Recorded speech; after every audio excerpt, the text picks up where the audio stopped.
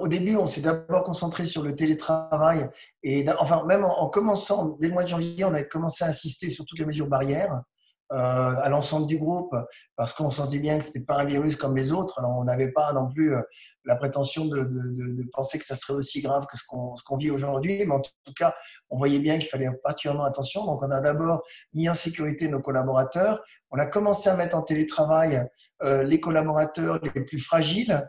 Et puis ensuite, en commençant évidemment par l'Italie, on a mis quasiment tout le monde en télétravail. Enfin, comme je vous l'ai dit, tous ceux qu'on a pu mettre en télétravail, on les a mis en télétravail. Donc on a commencé par l'Italie, puis l'Espagne et la France, et on a fini par l'Europe du Nord qui était un peu moins touchée dans un premier temps.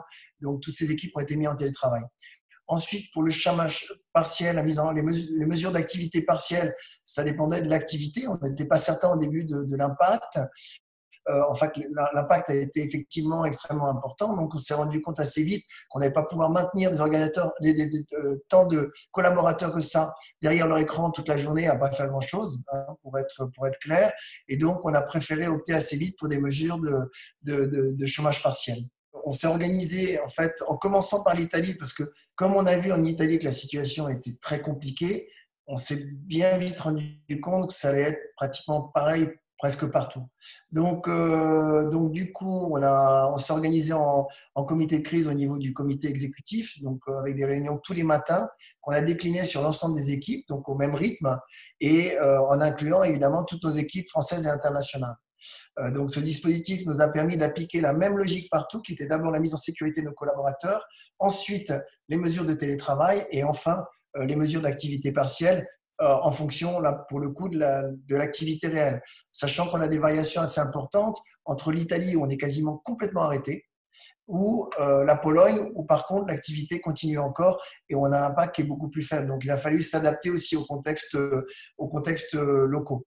En France, on a constaté une baisse d'activité de 90% pratiquement sur les ventes, parce que la plupart de nos ventes se font via des magasins physiques. Les magasins étant fermés, bon, il n'y a quasiment plus de ventes. C'est simplement les ventes par Internet qui, elles, ont continué ou au téléphone. Et en termes de sinistres, notre charge sinistre a baissé d'à peu près 60%. Pareil, on a attendu de constater tout ça. On l'a projeté sur plusieurs semaines et on s'est rendu compte que le mieux était de mettre nos collaborateurs en chômage partiel. Paradoxalement, le télétravail se passe très bien. Donc, on a appris vraiment quelque chose parce qu'encore une fois, on ne l'avait jamais fait évidemment à cette échelle.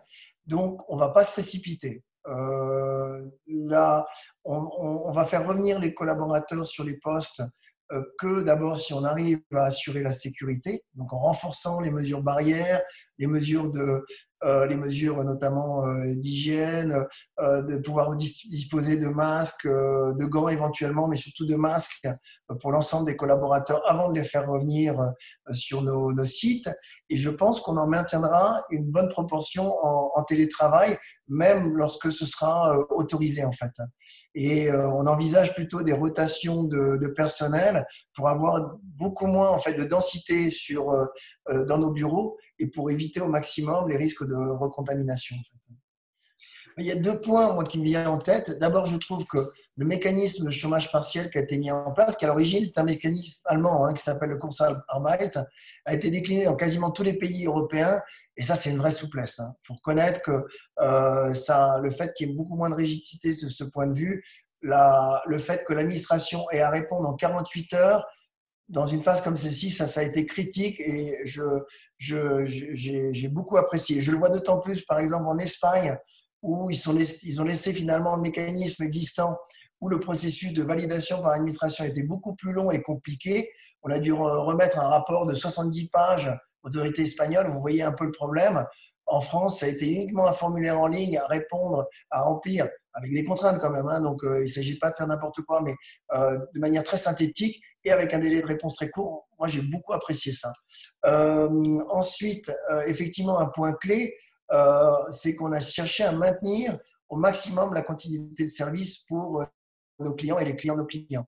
Et dans l'ensemble, le fait d'être passé très rapidement en télétravail, avoir aussi le système d'information qui le permet et qui nous a permis de déployer ça très vite a été un vrai plus. Et aujourd'hui, on arrive à servir quasiment avec les mêmes ratios de performance qu'en temps normal. Alors, on a beaucoup moins de charges de travail, hein, donc c'est quand même plus facile, mais quand même, c'est quand même quelque chose de tout à fait spectaculaire.